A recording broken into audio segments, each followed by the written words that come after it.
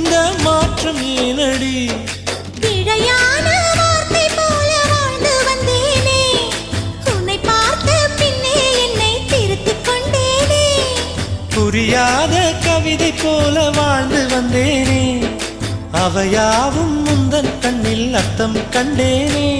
இந்த அருக புல்லின் மேல் பனித்துளியாய் நின்றாயே, இந்த பருவத் தோள்களில் பச்சை கிளியாய் வாழ்ந்தாயே.